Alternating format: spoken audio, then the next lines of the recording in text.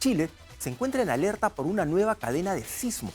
Geólogos advierten que aunque ya registraron un sismo de gran magnitud, podría ocurrir otro. Vamos a verlo. Fueron 6 temblores en menos de 5 horas y escuche bien, 4 sismos se concentraron en menos de 40 minutos. Este tren de sismos tuvo como epicentro frente a la localidad de Copquecura y afectó al Ñuble y el Biobío. El primero de los movimientos fue de 3 grados y se registró a las 22 horas con 16 minutos. Apenas 10 minutos después se sintió otro de 3.7. A las 22 horas con 42 minutos se produjo el más fuerte de 4 grados. No provocaron daños, pero más de alguno recordó que se registraron en la misma zona del megaterremoto del 2010. Así que creemos que en esa zona es poco probable que ocurra un gran terremoto en las próximas décadas, porque ya se ha liberado toda la energía en esa región. Hubo más temblores, en total 6 en Copquecura y un 7º cerca de Lebu. Según el geólogo Andrés Tazara, ya no se trataría de réplicas del terremoto del 2010. Estaríamos, según él, frente a un enjambre sísmico con características propias.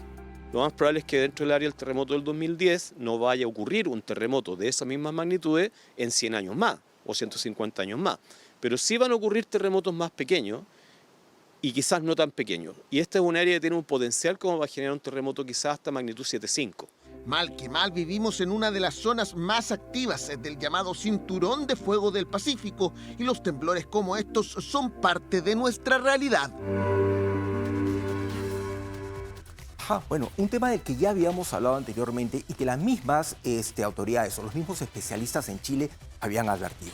Es más, en su momento, ellos ya habían reconocido en un enjambre sísmico, como catalogaron eso hace unos meses, que tenían data o que era posible que ocurriera un sismo de gran magnitud desde Moquegua, en el lado peruano, hasta allá parte de Iquique incluso. Ellos decían, bueno, era muy probable que eso ocurriera. Claro, lamentablemente no tienes una máquina que pueda predecir eso, pueda decir en tal lugar va a ocurrir tal fecha y a tal hora. Eso no existe, no se puede hacer. Pero ellos decían que, bueno, toda la data que ellos manejaban indicaba esto.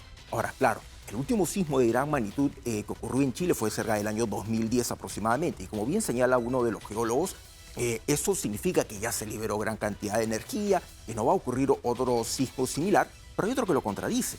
O mejor dicho, va en la misma línea y dice, bueno, sí puede ocurrir uno, no de la misma magnitud, pero puede ser un poco menor.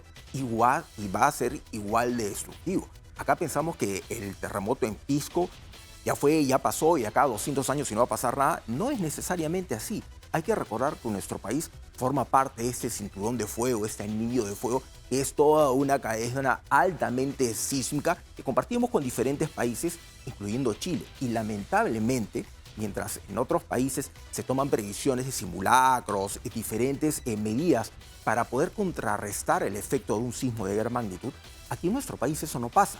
¿Se realizan simulacros? Sí, pero en todos los simulacros que yo he podido ver y en los que he podido participar, veo que todo el mundo sale riendo, se lo toma a chiste, algunas personas no salen, en los colegios también, o sea, es parte de un juego. Y a la hora que tú vas a algún condominio, vas a visitar a alguien o ves algún edificio, ves los pasadizos llenos de macetas, ves los pasadizos con bicicletas, algunas bicicletas que están colgando de los pasadizos, ves autos que obstaculizan la salida de muchos edificios y te pones a pensar, ¿qué ocurre? Pasa un sismo, ¿cómo lo atraviesan estas personas? ¿Qué pasa si hay un sismo de gran magnitud aquí en Lima, con un epicentro cercano a la capital, un martes a las 8 de la noche? ¿Cómo salen todas las personas que están, por ejemplo, en este momento en mesa redonda? En las tiendas que están ahí, en ese momento atiborradas de gente. O sea, ¿qué podría ocurrir ahí? Nadie habla de eso. Nadie habla de eso porque lamentablemente aquí prevenir cuesta, es caro, no tiene rentabilidad inmediata además, porque si no se produce ese evento catastrófico, te queda como gasto, como algo que no se ve, que no trae réditos, muchas veces réditos políticos. Así es. Yo nunca me voy a olvidar la entrevista que acá tuvo Mónica Delta con un ministro de Economía cuando hablaban de por qué el país estaba en un poco de recesión, en un proceso de recesión, y decía, bueno, porque realmente, hablando del mea culpa, sí, hemos invertido demasiado en la prevención de este niño costero que venía, que al final no vino, ¿no? Este fenómeno del niño. Increíble, ¿verdad? O sea, ese era su mea culpa. Su mea culpa es que había gastado un montón de plata en algo que no pasó. Y eso acababa siendo malo para su análisis. Y así le sucede a todo el mundo. A nivel macro país, o a nivel micro dentro de tu propia casa. ¿Cuántos tenemos una mochila de emergencia? ¿Cuántos hemos actualizado los productos de esa mochila de emergencia o ya están todos vencidos? ¿Cuántos realmente en nuestra casa tenemos un protocolo de evacuación? Así es un tema bastante delicado. Muchas personas que en ese momento tienen en casa un adulto mayor, una persona que está postrada en cama o que tiene alguna dificultad, tal vez hay un adulto mayor en casa que usa una silla de ruedas, por ejemplo, han contemplado qué hacer en su caso. Las familias que nos están viendo, tal vez ahorita papá o mamá que están en hora de almuerzo en el trabajo, tienen a los hijos en casa o están todavía en el colegio, ¿tienen algún mecanismo que ocurre si en caso de un sismo a esta hora, por ejemplo? ¿Cómo van a ayudar a sus hijos? ¿Quién los va a recoger al colegio? ¿Quién los ve? O tal vez los hijos que están solos en ese momento en casa.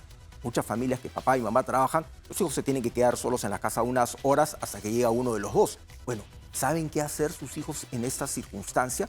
Una cosa es diferente, cuando tú lo hablas en la mesa o conversando y dices, sí, yo haría esto, yo hago aquello. La otra cosa es cuando tú estás solo y te enfrentas a esta situación. Esto sin tener en cuenta que hay muchas personas que lógicamente entran en un ataque de pánico y salen corriendo o no saben qué hacer. Por supuesto, es complicado, pero es algo de lo que tenemos que hablar. Así es un tema bastante complejo.